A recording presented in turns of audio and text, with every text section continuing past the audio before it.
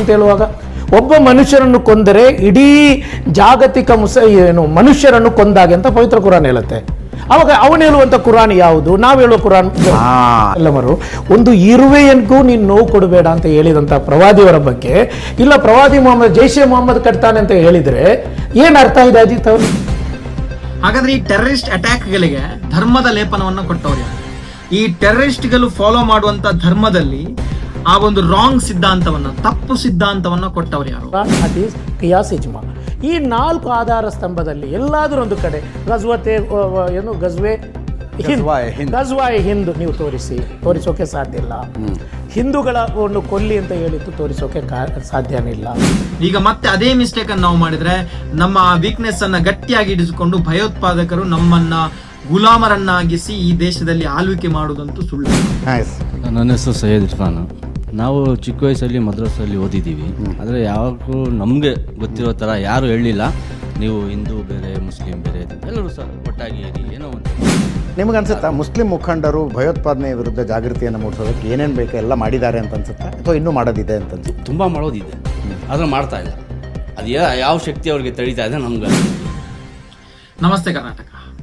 ಭಾರತದಲ್ಲಿ ಕೇವಲ ಒಂದು ಧರ್ಮದವರು ಇನ್ನುಳಿದ ಎಲ್ಲಾ ಧರ್ಮದವರನ್ನ ಇಲ್ಲವಾಗಿಸಿ ಅವರು ಮಾತ್ರ ಏಕಮಾತ್ರ ಧರ್ಮೀಯರಾಗಿ ಈ ದೇಶದಲ್ಲಿ ಬದುಕುವುದಕ್ಕೆ ಸಾಧ್ಯನಾ? ಫಾರ್ ಎಕ್ಸಾಂಪಲ್, ಬಹುಸಂಖ್ಯಾತರೆನಿಸಿಕೊಂಡಿರುವಂತಹ ಹಿಂದೂಗಳು ಉಳಿದೆಲ್ಲ ಧರ್ಮೀಯರನ್ನ ಇಲ್ಲವಾಗಿಸಿ ಅವರು ಬದುಕುವುದಕ್ಕೆ ಸಾಧ್ಯನಾ? ಅಥವಾ ಮುಸಲ್ಮಾನರಾಗಿರ್ಬೋದು, ಕ್ರಿಶ್ಚಿಯನ್ರಾಗಿರ್ಬೋದು, ಉಳಿದ ಧರ್ಮೀಯರನ್ನ ಇಲ್ಲವಾಗಿಸಿ ಅವರು ಮಾತ್ರ ಇಲ್ಲಿ ಬದುಕುವುದಕ್ಕೆ ಸಾಧ್ಯನಾ? ಒಂದಷ್ಟು ವರ್ಷಗಳ ನಂತರ ಧರ್ಮಾಧಾರಿತ ಜನಸಂಖ್ಯೆಯಲ್ಲಿ ಏರುಪೇರುಗಳಾಗ್ಬೋದು. ಆದ್ರೆ ಉಳಿದವರನ್ನ ಇಲ್ಲವಾಗಿಸಿ ಕೇವಲ ಒಂದೇ ಒಂದು ಧರ್ಮದವರು ಇಲ್ಲಿ ಬದುಕನ್ನ ಕಟ್ಟಿಕೊಳ್ಳೋದಕ್ಕೆ ಸಾಧ್ಯ ಇಲ್ಲ. ಆ ಒಂದು ಕಾನ್ಸೆಪ್ಟ್ ಇಂದ ಭಾರತ ತುಂಬಾ ದೂರ ಬಂದು ಬಿಟ್ಟಾಗಿದೆ. ಯಾಕಂತ ಹೇಳಿದ್ರೆ ಕೋಟಿ ಕೋಟಿ ಸಂಖ್ಯೆಯಲ್ಲಿ ಇಲ್ಲಿನ ಧರ್ಮಾಧಾರಿತ ಜನಸಂಖ್ಯೆ ಹೆಚ್ಚಾಗ್ತಾನೆ ಇದೆ. ಇದನ್ನ ನಾವು ಪ್ರಾಕ್ಟಿಕಲ್ ಆಗಿ, ಅಂದ್ರೆ ಒಬ್ಬ ಜನಸಾಮಾನ್ಯಗೆ ಅರ್ಥವಾಗೋ ರೀತಿಯಲ್ಲಿ ಇದನ್ನ ನಾನು ಹೇಳ್ತಾ ಇದ್ದೇನೆ. ಈ ಒಂದು ಕಾನ್ಸೆಪ್ಟ್ ಅನ್ನ ಪ್ರತಿಯೊಬ್ಬ ಯುವ ಸಮುದಾಯ ಭಾರತೀಯರು ಬಿಟ್ಟು ಮುಂದುವರಿಯುವಂತ ಅವಶ್ಯಕತೆ ಇದೆ. ನಾವು ಮತ್ತೆ ಕೂಡ ಈಗ ಇಲ್ಲಿರುವಂತ ಹಿಂದೂಗಳು ಇಲ್ಲಿರುವಂತ ಉಳಿದ ಧರ್ಮೀಯರನ್ನ ಈ ದೇಶದಿಂದ ಹೊರ ಹಾಕೋದಕ್ಕೆ ಸಾಧ್ಯ ಇಲ್ಲ, ಅಥವಾ ಉಳಿದ ಧರ್ಮೀಯರು ಹಿಂದೂಗಳನ್ನ ಇಲ್ಲಿಂದ ಈ ದೇಶದಿಂದ ಹೊರ ಕಳಿಸೋದಕ್ಕೆ ಸಾಧ್ಯ ಇಲ್ಲ. ಇದು ಕಾನ್ಸೆಪ್ಟ್ ಅನ್ನ ನಾವು ಯಾವುದೇ ಕಾರಣಕ್ಕೂ ಅಕ್ಸೆಪ್ಟ್ ಮಾಡದಂತ ಕಾನ್ಸೆಪ್ಟ್. ಇದು ಪ್ರಾಕ್ಟಿಕಲ್. ಇದು ಈ ರೀತಿಯಿಂದ ಮಾತನಾಡಿದಾಗ ಈ ದೇಶದ ಕಾನೂನು ಆಗಿರ್ಬೋದು, ಈ ದೇಶದ ಸಂವಿಧಾನ ಆಗಿರ್ಬೋದು, ಇದಕ್ಕೆ ಅವಕಾಶ ಮಾಡಿಕೊಡೋದಿಲ್ಲ. ಇದನ್ನ ಈಗಿನ ಯುವ ಸಮುದಾಯ, ಈಗಿನ ಯುವ ಜನತೆ ಭಾರತೀಯತೆಯ ಒಂದು ಸಿದ್ಧಾಂತದ ಅಡಿಯಲ್ಲಿ ಇದನ್ನ ಪರಿಗಣಿಸಲೇಬೇಕಾಗತ್ತೆ. ನಮ್ಮ ದೇಶದಲ್ಲಿ ಹಿಂದೂ, ಮುಸ್ಲಿಂ ಆಗಿರ್ಬೋದು, ಕ್ರಿಶ್ಚಿಯನ್ ಆಗಿರ್ಬೋದು, ಜೈನರಾಗಿರ್ಬೋದು, ಬೌದ್ಧರಾಗಿರ್ಬೋದು, ಹೀಗೆ 10 ಹಲವು ಧರ್ಮದವರು ಒಟ್ಟಾಗಿ ಬದುಕಿದ್ರೇನೆ ಅದು ಭಾರತ. ಈ ಸಾಮರಸ್ಯ ಇದ್ರೇನೆ ಅದು ಭಾರತ. ನಮ್ಮ ಈ ಸಾಮರಸ್ಯಕ್ಕೆ ಪ್ರಪ್ರಥಮ ಬಾರಿಗೆ ಹುಳಿ ಹಿಂಡಿದವರು ಬ್ರಿಟಿಷರು 1857ರ ಸ್ವಾತಂತ್ರ್ಯ ಸಂಗ್ರಾಮದಲ್ಲಿ. ಅದರ ಹಿಂದೆ ಅವರಿಗೆ ಭಾರತವನ್ನ ಆಳ್ವಿಕೆ ನಡೆಸುವಂತ, ಭಾರತೀಯರನ್ನ ಗುಲಾಮಿ ಪದ್ಧತಿಗೆ ಒಳಪಡಿಸುವಂತ ಒಂದು ಹುನ್ನಾರ ಇತ್ತು. ಆ ಸಮಯದಲ್ಲಿ ಹೊತ್ತಿ ಉರಿದಂತ ದ್ವೇಷದ ಕಿಡಿ ಭಾರತ ಇವಾಗ ಆದ್ರೂ ಕೂಡ ನಂದಿ ಹೋಗ್ಲಿಲ್ಲ. ಈಗಲೂ ಕೂಡ ಅದು ಹೊತ್ತಿ ಉರಿತಾನೆ ಇದೆ. ಅದಕ್ಕೆ ಒಂದಷ್ಟು ಜನ ತುಪ್ಪ ಸುರಿತಾನೆ ಇದ್ದಾರೆ. ಆ ತುಪ್ಪ ಸುರಿಯುವಂತ ಒಂದು ಜನರಲ್ಲಿ ಒಂದಷ್ಟು ಸ್ವಾರ್ಥ ರಾಜಕಾರಣಿಗಳಿದ್ದಾರೆ, ಒಂದಷ್ಟು ಸ್ವಾರ್ಥ ರಾಜಕೀಯ ಪಕ್ಷಗಳಿದ್ದಾವೆ, ಒಂದಷ್ಟು ಜನ ಭಾರತದೊಳಗಡೆ ಇದ್ದು ಭಾರತವನ್ನ ಮುಗಿಸುವಂತ ಹುನ್ನಾರ ಮಾಡುವಂತ ಜನರು ಇದ್ದಾರೆ. ಭಾರತದಲ್ಲಿದ್ದಂತ ಈ ಒಂದು ದ್ವೇಷದ ಕಿಡಿಯನ್ನ ಬೆಂಕಿಯನ್ನಾಗಿಸಿ ಅವರ ಬೇಳೆಯನ್ನ ಬೇಯಿಸಿಕೊಂಡವರಲ್ಲಿ ಪ್ರಥಮ ಸ್ಥಾನದಲ್ಲಿ ನಿಲ್ಲುವವರು ಭಯೋತ್ಪಾದನಾ ಕೃತ್ಯಗಳನ್ನ ಮಾಡಲಾಗತ್ತೆ. ಅದಕ್ಕೊಂದು ಧರ್ಮದ ಟ್ಯಾಗ್ ಲೈನ್ ಅನ್ನ ಕೊಡಲಾಗತ್ತೆ. ಈ ಭಯೋತ್ಪಾದಕ ಕೃತ್ಯದ ಜೊತೆ ಮೂಲಭೂತವಾದ ಸಿದ್ಧಾಂತಗಳು ಹುಟ್ಟಿಕೊಳ್ಳುತ್ತೆ, ಒಂದಷ್ಟು ಸೈದ್ಧಾಂತಿಕ ದ್ವೇಷಗಳು ಹುಟ್ಟಿಕೊಳ್ಳುತ್ತೆ, ಒಂದಷ್ಟು ಧರ್ಮಾಧಾರಿತ ಲೆಕ್ಕಾಚಾರಗಳು, ಜನಸಂಖ್ಯೆಯಲ್ಲಿ ಹೆಚ್ಚು ಮಾಡಬೇಕು, ಕಡಿಮೆ ಮಾಡಬೇಕು, ಈ ತರದ ಲೆಕ್ಕಾಚಾರಗಳು ಹುಟ್ಟಿಕೊಳ್ಳುತ್ತೆ. ಬಹಳಷ್ಟು ಬಾರಿ ಈ ದೇಶದ ಮೇಲೆ ಭಯೋತ್ಪಾದಕ ಕೃತ್ಯಗಳು ನಡೀತಾ ಹೋಗುತ್ತೆ. 1980ರ ತ್ರಿಪುರಾದಲ್ಲಿ ನಡೆದಂತ ಮಂಡಾಯಿ ಹತ್ಯಾಕಾಂಡದಿಂದ ಹಿಡಿದು ಮೊನ್ನೆವರೆಗಿನ ದೆಹಲಿ ಬ್ಲಾಸ್ಟ್ ವರೆಗೆ ನಡೆದಂತ ಭಯೋತ್ಪಾದಕ ಕೃತ್ಯಗಳು ನೀವು ತೆಗೆದು ನೋಡಿದಾಗ ಸುಮಾರು 123 ಭಯೋತ್ಪಾದಕ ಕೃತ್ಯಗಳು, ದಾಳಿಗಳು ನಮ್ಮ ದೇಶದ ಮೇಲೆ ನಡೆದಿದೆ. ಈ ಎಲ್ಲ ದಾಳಿಗಳನ್ನ ನೀವು ಅವಲೋಕಿಸಿದಾಗ ನಿಮ್ಗೆ ಅನಿಸುವಂತ ಒಂದು ಪಾಯಿಂಟ್ ಏನಂತ ಹೇಳಿದ್ರೆ, ಪ್ರತಿ ದಾಳಿಯಲ್ಲೂ ಕೂಡ 5, 10, 20, 100, 500, 1000 ಅಂತೇಳಿ ಸತ್ತವರೆಲ್ಲ ಅಮಾಯಕರೇ. ಈ ಭಯೋತ್ಪಾದಕ ಕೃತ್ಯ ನಡೆಸಿದವರ ಉದ್ದೇಶ ಪೂರ್ಣಗೊಳ್ಳುತ್ತಾ ಇಲ್ವೋ ಗೊತ್ತಿಲ್ಲ, ಆದ್ರೆ ಅಮಾಯಕರ ಸಾವಂತೂ ಖಚಿತ. ಒಂದೊಮ್ಮೆ ಪ್ರತ್ಯೇಕತಾವಾದಿಗಳು ದಾಳಿ ನಡೆಸಿದ್ರೆ ಇನ್ನೊಂದು ಕಡೆ ಮಾವೋವಾದಿಗಳು, ನಕ್ಸಲೈಟ್ಗಳು ದಾಳಿ ನಡೆಸ್ತಾರೆ, ಮತ್ತೊಂದು ಕಡೆ ಟೆರರಿಸ್ಟ್ಗಳು ದಾಳಿ ನಡೆಸ್ತಾರೆ. ಇದು ನಿಲ್ತಾನೆ ಇಲ್ಲ, ಇದಕ್ಕೆ ಕೊನೆ ಅನ್ನೋದೇ ಇಲ್ವಾಗಾದ್ರೆ. ಹಾಗಾದ್ರೆ ಇವರ ರಕ್ತದ ದಾಹಕ್ಕೆ ಇನ್ನೆಷ್ಟು ಅಮಾಯಕರು ಬಲಿಯಾಗಬೇಕು. ಇತ್ತೀಚೆಗೆ ಒಂದು ಖಾಸಗಿ ವಾಹಿನಿಯಲ್ಲಿ ಒಂದು ಡಿಬೇಟ್ ಅನ್ನು ನೋಡ್ತಾ ಇದ್ದೆ. ಅಲ್ಲಿ ದೆಹಲಿ ಬಾಂಬ್ ಬ್ಲಾಸ್ಟ್ ಬಗ್ಗೆ ಒಂದು ಚರ್ಚೆ ಆಗ್ತಾ ಇತ್ತು. ವೈಟ್ ಕಾಲರ್ ಟೆರರಿಸಂ ಮತ್ತು ಒಂದು ಧರ್ಮ ಅನ್ನುವಂಥ ಕಾನ್ಸೆಪ್ಟ್ ಅನ್ನು ಇಟ್ಕೊಂಡು ಚರ್ಚೆ ಮಾಡ್ತಾ ಇದ್ರು. ಅಲ್ಲಿ ಬಂದಂತ ಕೆಲವೊಂದು ಪ್ರಶ್ನೆ, ಅದಕ್ಕೆ ಉತ್ತರಿಸ್ತಾ ಇದ್ದಂತ ಒಂದು ರೀತಿ, ಆ ಗೆಸ್ಟ್ ಆಗಿ ಬಂದಂತ ವ್ಯಕ್ತಿ ಉತ್ತರಿಸಿದಂತ ರೀತಿ ಯಾಕೋ ನಾನು ತುಂಬಾ ಕಾಡೋದಕ್ಕೆ ಸ್ಟಾರ್ಟ್ ಆಯ್ತು.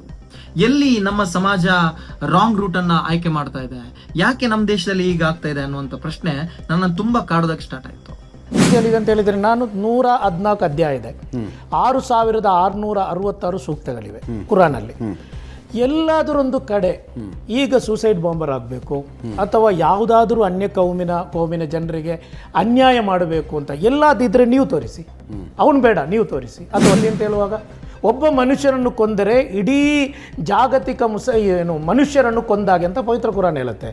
ಅವಾಗ ಅವನು ಹೇಳುವಂಥ ಕುರಾನ್ ಯಾವುದು, ನಾವು ಹೇಳುವ ಕುರಾನ್ ಈಗ ಕರೆಕ್ಟ್ ಬಂದ್ರಿ ನೀವು ಒಂದು ಕುರಾನು ಅವನೊಂದು ಕುರಾನು ಬೇರೆ ಬೇರೆ ಕುರಾನ್ ಅಲ್ಲ ಅಂತ. ಅವನು ಹೇಳುವಂಥ ಕುರಾನ್ ಅದು ಕುರಾನ್ ಅಲ್ಲ.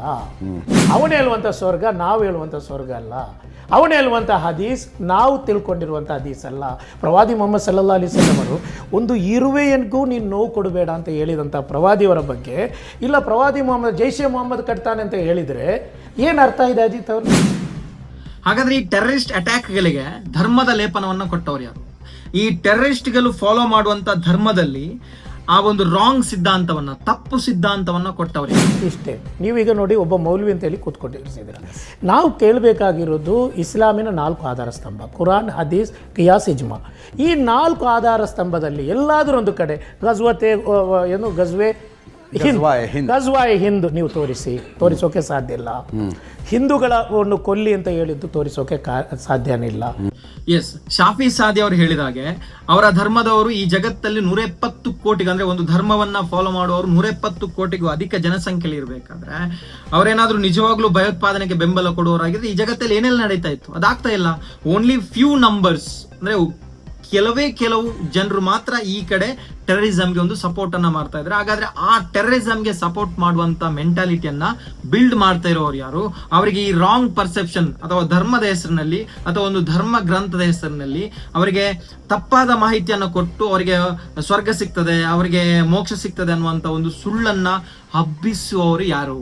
ಇದರ ಬಗ್ಗೆ ನಾವು ಆಲೋಚಿಸುವಂತ ಒಂದು ಸಮಯ ಸಂದರ್ಭ ಇದಾಗಿದೆ. ಆಯ್ಕೆ ಮಾಡ್ತೀರಾ ಮೌಲ್ವಿ ಅಂದ್ರೆ ಯಾರು? ಕುರಾನ್ ಅಂತ ತಿಳ್ಕೊಂಡಿರೋರು, ಕುರಾನ್ನ ತಿಳ್ಕೊಂಡಿರೋರು. ಮತ್ತೆ ಕುರಾನ್ ನೀವು ಹೇಳ್ದಂಗೆ ಕುರಾನಲ್ಲಿ ಹೇಳ್ತಾರೆ, ಮಹಮ್ಮದ್ ಪೈಗಂಬರ್ ಹೇಳ್ತಾರೆ ಏನಂತ, ಇರುವೆ ಕೂಡ ನಾವು ಕೊಡಬಾರ್ದು ಅನ್ನೋ ರೀತಿ. ಆದರೆ ಇವ್ರು ಕುಮ್ಮ ಕೊಟ್ಟಿದ್ದಾರಲ್ಲ ಮೌಲ್ವಿ ಅವರು ಕೂಡ, ಮೌಲ್ವಿ ಅವರು ಅನಕ್ಷರಸ್ಥರ ಅಥವಾ ಅವರು ನಿಮ್ಮ ಧರ್ಮದವರೇ ಅಲ್ಲವಾ? ಇಲ್ಲಿ ಒಂದು ಪಾಯಿಂಟ್ ಮಾತ್ರ ನಮ್ಗೆ ಕ್ಲಿಯರ್ ಆಗುತ್ತೆ, ಏನಪ್ಪಾ ಅಂತ ಹೇಳಿದ್ರೆ, ಭಾರತದ ಸಾಮರಸ್ಯದ ಬಗ್ಗೆ ದ್ವೇಷ ಇರುವಂತ, ಸೈದ್ಧಾಂತಿಕವಾಗಿ ದ್ವೇಷ ಇರುವಂತ ಯುವಕರನ್ನ ಹುಡುಕಿ ಅವರಿಗೆ ಟೆರರಿಸಂ ಅನ್ನುವಂತ ಡೋಸ್ ಅನ್ನ ಕೊಟ್ಟು ಭಾರತದ ವಿರುದ್ಧ ಷಡ್ಯಂತ್ರವನ್ನ ಮಾಡುವಂತ, ಕುಕೃತ್ಯಗಳನ್ನ ಮಾಡುವಂತ ಕೆಲಸವನ್ನ ಭಯೋತ್ಪಾದಕರು ಮಾಡ್ತಾನೆ ಇದ್ದಾರೆ. ಇದಕ್ಕೆ ಕಾರಣ ಏನು ಅಂತ ನೋಡೋದಾದ್ರೆ, ಭಾರತದ ಯುವಕರಲ್ಲಿರುವಂತ ಧರ್ಮದ ಅಮಲು ಅಥವಾ ಧರ್ಮಾಧಾರಿತವಾಗಿ ಇರುವಂತ ಸೈದ್ಧಾಂತಿಕ ದ್ವೇಷ. ಯಾವಾಗ ನಮ್ಮ ದೇಶದ ಯುವಕರು, ಅವನು ಹಿಂದೂ ಆಗ್ಲಿ, ಮುಸಲ್ಮಾನ್ ಆಗ್ಲಿ, ಕ್ರಿಶ್ಚಿಯನ್ ಆಗಿರ್ಲಿ, ಇನ್ನೊಬ್ಬನಾಗ್ಲಿ, ಮತ್ತೊಬ್ಬನಾಗಿರ್ಲಿ, ಭಾರತದಲ್ಲಿ ಧರ್ಮಾಧಾರಿತ ಈ ದ್ವೇಷ, ಸೈದ್ಧಾಂತಿಕ ದ್ವೇಷವನ್ನ ಬಿಟ್ಟು ಭಾರತೀಯತೆ ಅನ್ನುವಂತ ಕಾನ್ಸೆಪ್ಟ್ ಅನ್ನು ಯಾವಾಗ ನಾವು ಮೈಗೂಡಿಸಿಕೊಳ್ತೀವೋ ಆವಾಗ ಈ ನಮ್ಮ ದೇಶದ ಯುವಕರು ಇಂಥ ಟೆರರಿಸಂ ಅಟ್ಯಾಕ್ಗಳಿಗೆ ಅಥವಾ ಇಂಥ ಭಯೋತ್ಪಾದಕರ ಕೈಗೆ ಸಿಗೋದಕ್ಕೆ ಸಾಧ್ಯ ಇಲ್ಲ. ಆದ್ರೆ ಇಂಥ ಅಮಲುಗಳನ್ನ ಸಪ್ಲೈ ಮಾಡ್ತಾ ಇರೋರು ಯಾರು? ಇಂಥ ಒಂದು ಅವರಿಗೆ ಟೆರರಿಸಂ ಆಕ್ಟ್ಗಳಿಗೆ ಅವರು ಹೋಗುವಂತ ರೀತಿಯಲ್ಲಿ ಅವರಿಗೆ ಈ ಡೋಸ್ ಅನ್ನ ಕೊಡ್ತಾ ಇರೋರು ಯಾರು ಅನ್ನೋದು ಈಗಲೂ ಕೂಡ ಪ್ರಶ್ನಾತೀತವಾಗಿ ಉಳಿದಿದೆ. ಈ ಬುಡವನ್ನ ಕಿತ್ತೋಗಿದ್ರೆ ನಮ್ಮ ದೇಶದಲ್ಲಿ ಟೆರರಿಸಂ ಅನ್ನ ಕಿತ್ತೋಗೋದಕ್ಕೆ ತುಂಬಾ ಈಸಿ ಆಗುತ್ತೆ. ಆಗ ಕುರ್ಆನನ್ನು 90 ಲಕ್ಷ ಮುಸಲ್ಮಾನರು ನಿಮಗೆ ಹೇಳಿಕೊಡುವಾಗ ಯಾರೋ ಒಬ್ಬ ಅಥವಾ ಒಂದು 10,000 ಮಂದಿ, ಅಜಿತ್ ಅವರ ಇದರಲ್ಲಿ ಒಂದು ಪಠ್ಯ ಇರಲಿ, ಇವರ ವಿರುದ್ಧ ನಾವೆಲ್ಲ ಒಟ್ಟಾಗಿ ಹೋರಾಟ ಮಾಡಬೇಕು. ಅವರು ಇಸ್ಲಾಮಿಕ್ ಟೆರರಿಸಂ, ಅವರಿಗೂ ಇಸ್ಲಾಮಿಗೆ ಸಂಬಂಧ ಕಲಿಸುವಾಗ ಎಲ್ಲರೂ ಸುಮ್ಮನಾಗ್ತಾರೆ. ನೋಡಿ, ಮಾಧ್ಯಮದವರು ನಮ್ಮ ಮೇಲೇ ಅಪಾದನೆ ಮಾಡ್ತಾರೆ. ನಾವು ಯಾಕೆ ಈ ಉಸಾಬರಿ ಹೋಗಿ ನಮ್ಮ ಮೇಲೇ ಸಂಶಯ ದೃಷ್ಟಿಯಿಂದ ನೋಡಬೇಡಿ. ದಯವಿಟ್ಟು ಮುಸಲ್ಮಾನರ ಬಗ್ಗೆ ಸಂಶಯ ದೃಷ್ಟಿಯಿಂದ ನೋಡಬೇಡಿ. ನಾವು ಒಟ್ಟಾಗಿ ಏನು ಮಾಡೋಣ, ಬಸವಣ್ಣವರ ಕರ್ನಾಟಕ ಕಟ್ಟೋ. ಇವತ್ತು ಭಾರತದಲ್ಲಿ ಭಯೋತ್ಪಾದಕ ಚಿಂತನೆಗಳು ದೂರ ಆಗ್ಬೇಕಂತ ಹೇಳಿದ್ರೆ ಭಾರತೀಯರೆನಿಸಿಕೊಂಡಿರುವಂತ ಪ್ರತಿಯೊಬ್ಬರ ಮನೆಯಲ್ಲೂ ಕೂಡ ಭಾರತ ದೇಶದ ಪರ, ರಾಷ್ಟ್ರೀಯತೆಯ ಪರ ಚಿಂತನೆಗಳು ಮೈಗೂಡಿಸಿಕೊಳ್ಳುವಂತ ಅವಶ್ಯಕತೆ ಇದೆ. ನಮ್ಮ ಮನೆಯಲ್ಲಿರುವಂತ ಅಂದ್ರೆ ಭಾರತ ದೇಶದಲ್ಲಿರುವಂತ ಪ್ರತಿ ಮನೆಯಲ್ಲಿರುವಂತ ಮಕ್ಕಳ ಚಟುವಟಿಕೆಗಳ ಬಗ್ಗೆ, ಅವರು ಪಾಲ್ಗೊಳ್ಳುವಂತ ಬೇರೆ ಬೇರೆ ಸಾಮಾಜಿಕ ಕಾರ್ಯಚಟುವಟಿಕೆಗಳ ಬಗ್ಗೆ, ಅವರು ಫಾಲೋ ಮಾಡುವಂತ ಸಾಮಾಜಿಕ ಮಾಧ್ಯಮಗಳ ಪೇಜ್ಗಳ ಬಗ್ಗೆ, ಅವರು ಫಾಲೋ ಮಾಡುವಂತ ರೋಲ್ ಮಾಡೆಲ್ಗಳ ಬಗ್ಗೆ ಕಟ್ಟುನಿಟ್ಟಿನ ಗಮನ ಅತ್ಯಗತ್ಯ. ಇಲ್ಲೇನಾದ್ರೂ ನಾವು ಮಿಸ್ ಹೊಡಿತೀವಂದ್ರೆ ಇಲ್ಲಿ ಇನ್ನಷ್ಟು ಯುವಕರು ಇಂಥ ಟೆರರಿಸಂ ಆಕ್ಟ್ಗಳಿಗೆ ತಮ್ಮನ್ನು ತಾವು ತೊಡಗಿಸಿಕೊಂಡು ಭಾರತ ವಿರುದ್ಧ ಷಡ್ಯಂತ್ರ ಮಾಡೋದ್ರಲ್ಲಿ ಯಾವುದೇ ಅನುಮಾನ ಇಲ್ಲ.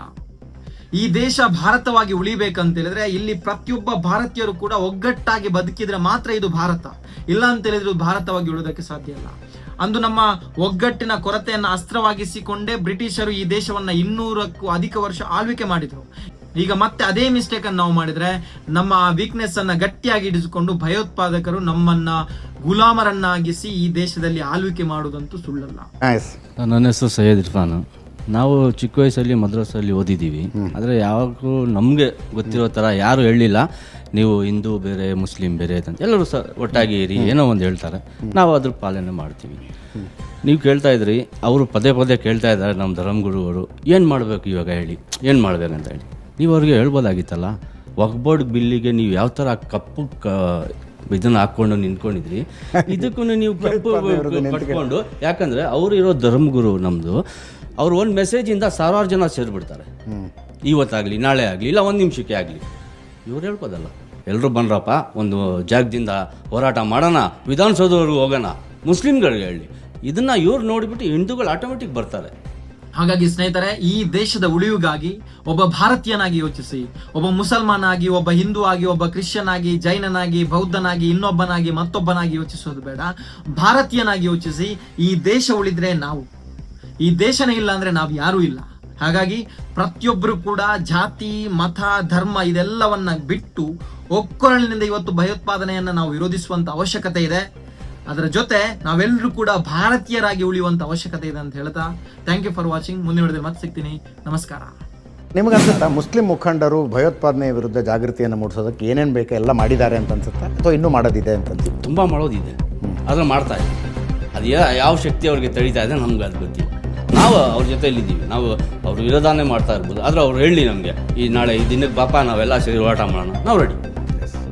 ಸೊ ನೀವು ಉದಾಹರಣೆ ಕೊಟ್ರಿ, ವಕ್ಫ್ ಆ್ಯಕ್ಟ್ ವಿರುದ್ಧ ಹೆಂಗೆ ಬೀದಿಗಿಳಿದಿದ್ರಿ, ಹೌದು. ಹಂಗೆ CAA NRC ವಿರುದ್ಧ ಹೆಂಗೆ ಹೋರಾಟ ನಡೀತು ಅನ್ನೋದು ನಾವು ನೋಡಿದ್ದೀವಿ. ಭಯೋತ್ಪಾದನೆ ವಿರುದ್ಧನೂ ಅಂಥದ್ದೊಂದು ಹೋರಾಟ ಬೇಕಾಗಿದೆ. ಅದರಲ್ಲಿ ಏನಿದೆ